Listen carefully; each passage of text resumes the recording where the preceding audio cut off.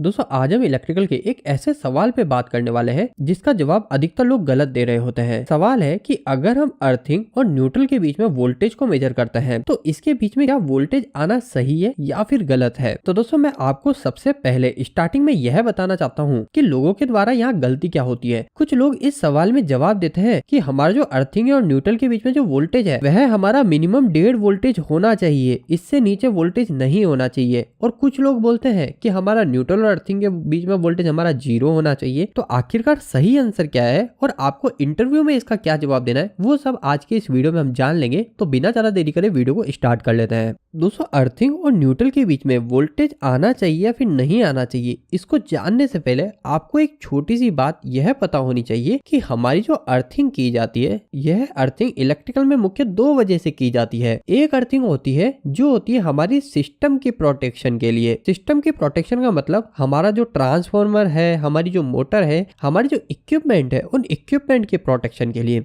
और दूसरी टाइप की जो अर्थिंग की जाती है जो आप आपके घरों में भी देख रहे होते हैं वो अर्थिंग की जाती है दोस्तों हमारे ह्यूमन को इलेक्ट्रिकल शॉक से प्रोटेक्शन देने के लिए। तो दोस्तों अब ये जो दोनों टाइप की अर्थिंग होती है इन दोनों टाइप की अर्थिंग में जो जवाब है वो दोनों में अलग अलग होता है। हम सबसे पहले बात करते हैं कि आखिरकार सिस्टम प्रोटेक्शन की अर्थिंग किस जगह की जाती है। तो अगर आप इलेक्ट्रिकल बैकग्राउंड से है तो आप में से अधिकतर लोग पहले से जानते होंगे कि हमारा जो घरों में न्यूट्रल आता है वह न्यूट्रल हमें कोई सब स्टेशन से नहीं मिल रहा होता। मतलब हमारा जो पावर प्लांट होता है उस पावर प्लांट में कोई न्यूट्रल नहीं बन रहा होता। न्यूट्रल जो प्रोड्यूस होता है वह न्यूट्रल हमारे घरों के पास में जो ट्रांसफार्मर लगे रहते हैं। या फिर अगर हम इंडस्ट्री की बात करें तो इंडस्ट्री के अंदर भी जो न्यूट्रल आता है वो न्यूट्रल इंडस्ट्री के अंदर लगे ट्रांसफार्मर से ही आता है। अब ट्रांसफार्मर में न्यूट्रल कहां से आता है तो कई लोगों को पहले से ही पता होगा कि ट्रांसफार्मर के अंदर हमारे जो तीनों फेस होते हैं, एक होता है रेड फेस, एक होता है येलो और एक होता है हमारा ब्लू फेस। तो यह जो तीनों फेस होते हैं इन तीनों फेस की एक एक वाइंडिंग होती है। एक होती है हमारी रेड फेस की वाइंडिंग, एक होती है हमारी येलो फेस की और एक होती है हमारी ब्लू फेस की वाइंडिंग। अब यह जो तीनों फेस की अलग अलग वाइंडिंग होती है इन तीनों वाइंडिंग के एक एक सिरे को आपस में शॉर्ट कर दिया जाता है। अब इन तीनों के एक एक सिरे को हमने शॉर्ट कर दिया। अब जो बीच में शॉर्ट वाला पॉइंट होता है इस पॉइंट को बोला जाता है दोस्तों स्टार पॉइंट, और इस स्टार पॉइंट से ही हमें न्यूट्रल मिलता है।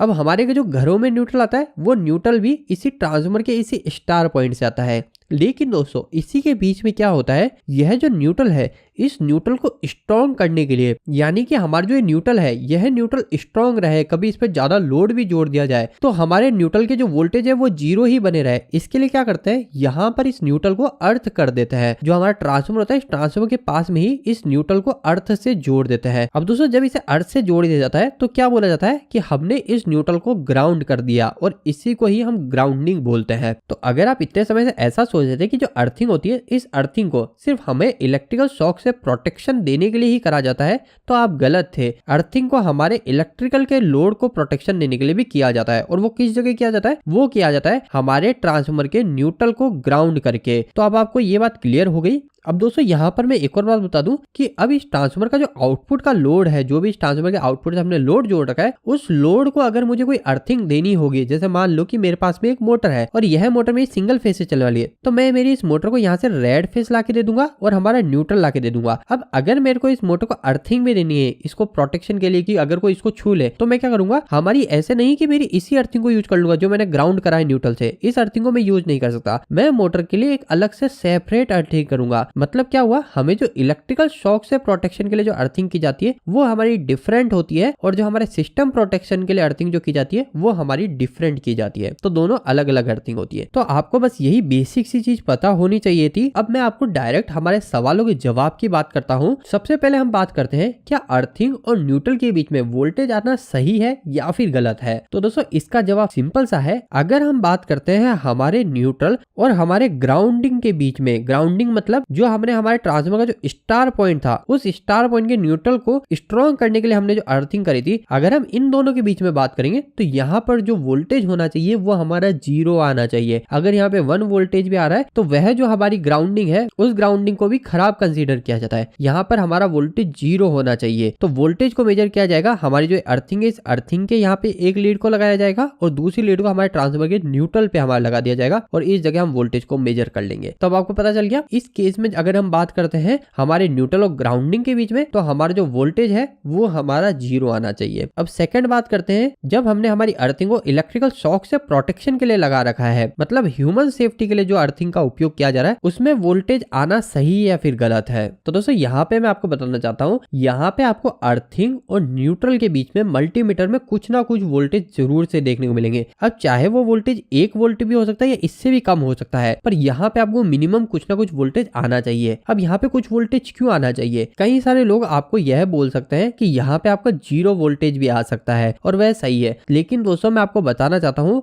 0 वोल्टेज हमारे ग्राउंडिंग की कंडीशन में हमारा माना जाता है, लेकिन जब हमारी अर्थिंग की बात आती है, न्यूट्रल और अर्थ के बीच में जब हम वोल्टेज मेजर करते हैं, तो यहाँ पे आपका मिनिमम से मिनिमम 0.1 वोल्टेज आना जरूरी है। अगर आपका वोल्टेज 0 आ रहा है तो इसका मतलब यह हो सकता है कि आपकी जो अर्थिंग है आपके इस पॉइंट पे वो जुड़ी हुई नहीं है प्रॉपर्ली, वो सही से करी हुई नहीं है। इसके अलावा दोस्तों दूसरा क्वेश्चन जो आपके मन में आ सकता है कि हमने बात तो कर ली कि हमारा मिनिमम कुछ ना कुछ वोल्टेज आना चाहिए, चाहे 0.01 ही वोल्टेज हो, लेकिन अगर हम मैक्सिमम की बात करें कि मैक्सिमम यहाँ पे कितना वोल्टेज आना चाहिए, जिसके ऊपर वोल्टेज आने पर इलेक्ट्रिकल लोड को चलाना सही नहीं रहेगा। तो दोस्तों वैसे तो जनरली 5 वोल्टेज तक भी हम कंसीडर कर लेते हैं घरों में, कई बार आप देखोगे, लेकिन जब आप इलेक्ट्रिकल के स्टैंडर्ड रूल्स की बात करोगे, जो इलेक्ट्रिकल की हमारी गाइडलाइन होती है उसके हिसाब से अगर आप बात करोगे, तो मैक्सिमम 3 वोल्टेज तक डोमेस्टिक में न्यूट्रल से अर्थ के बीच में वोल्टेज होना चाहिए। इसके ऊपर होने का मतलब आपके सिस्टम में कोई ना कोई गड़बड़ी है। इसके अलावा दोस्तों मैं आपको एक और बात बता दूं, अगर आप बात करते हो कि अगर आपके पास में 3 वोल्टेज से ज्यादा वोल्टेज आ रहे हैं, तो इस केस में क्या हो सकता है दोस्तों, यहाँ पे काफी ज्यादा प्रॉब्लम आ सकती है। आपके जो डिवाइस है वो डिवाइस खराब हो सकता है।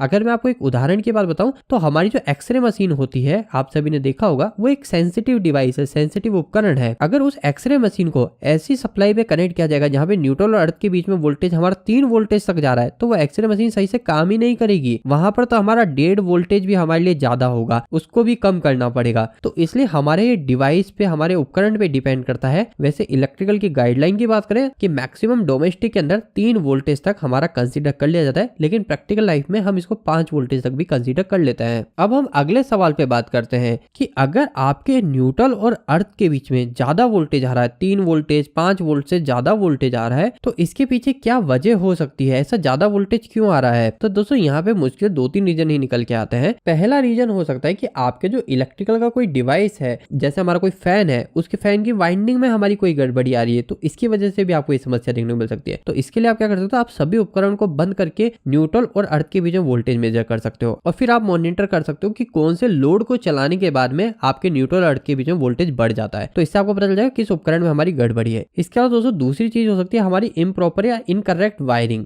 इनकरेक्ट वायरिंग, इम्प्रॉपर वायरिंग का मतलब क्या है? तो दोस्तों ज्यादातर क्या होता है, आप घरों के अंदर देखोगे, आप जैसे मान लीजिए कि हमारी जो मेन सप्लाई लाइन है, अब यहाँ से हमारे पास में ये 3 रूम है, 1 2 3। अब क्या करते हैं, फेज तो हमारे तीनों रूम के लिए यहाँ से मेन लाइन से अलग अलग वायर ले जाते हैं, लेकिन जब न्यूट्रल की बात आती है तो न्यूट्रल क्या करता है, सिर्फ एक ही न्यूट्रल के वायर को ले लेते हैं और यहाँ पे लाके इसी न्यूट्रल को दूसरे रूम में ले जाते हैं और तीसरे रूम में भी ले जाते हैं। तो दोस्तों यह जो तरीका है इसे बोलते हैं हम इनप्रॉपर वायरिंग, ये गलत वायरिंग है। तो अगर इस तरीके से गलत वायरिंग की जाती है तो इसकी वजह से भी हमारे जो न्यूट्रल और अर्थ के बीच में है वो वोल्टेज ज्यादा आ जाता है। इसके अलावा दोस्तों तीसरी समस्या आती है वो होती है हमारी न्यूट्रल ओवरलोडिंग की। अब न्यूट्रल ओवरलोडिंग एक कंडीशन तो मैंने आपको बता दी, जो हमारे मेन लाइन से न्यूट्रल को सभी रूम के अंदर हमारा डायरेक्ट हमारा ट्रांसफर कर दिया, लेकिन इसके अलावा जो ओवरलोडिंग होती है ना दोस्तों, वो एक और तरीके से हो जाती है। वो कैसे हो जाती है? कई बार क्या होता है दोस्तों, मान लीजिए हमारा एक कोई मोटर है, इस मोटर को चलाने के लिए हमारे यहाँ से सप्लाई भेज रहे हैं, एक फेज और एक न्यूट्रल भेज रहे हैं। तो क्या करते हैं कुछ लोग, फेज वायर के लिए तो 2.5 स्क्वायर mm का वायर ले लेंगे और यहाँ मोटर को दे देंगे,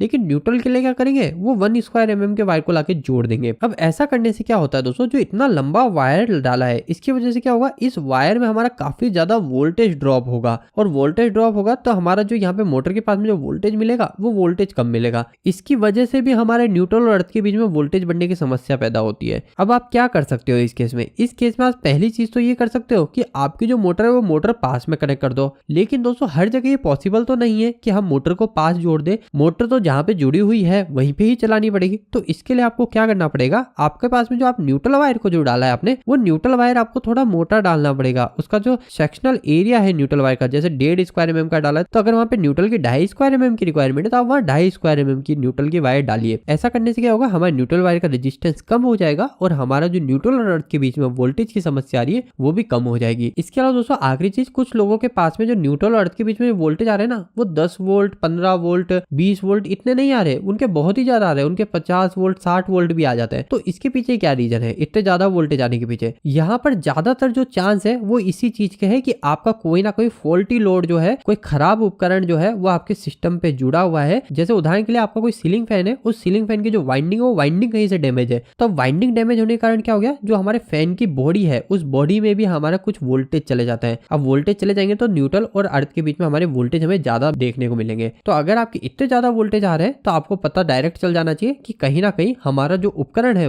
उसमें कोई ना कोई फॉल्ट है। तो दोस्तों उम्मीद करता हूँ इस वीडियो के अंदर मैंने आपके अर्थिंग और न्यूट्रल के बीच में जो वोल्टेज आने की समस्या होती है या फिर इससे रिलेटेड जो भी सवाल होते हैं वो क्लियर कर दिए होंगे। आपको आज का ये वीडियो कैसा लगा प्लीज हमें एक लाइक करके जरूर बताइएगा। अगर आपके मन में इस वीडियो के प्रति इलेक्ट्रिक जुड़ा अभी भी कोई सवाल रहेगा तो आप मुझे नीचे कमेंट बॉक्स में कमेंट करके पूछ सकते हैं। इलेक्ट्रिक पसंद करते हैं आज हमारे चैनल को सब्सक्राइब कर लीजिए। आज के लिए इतना ही, धन्यवाद।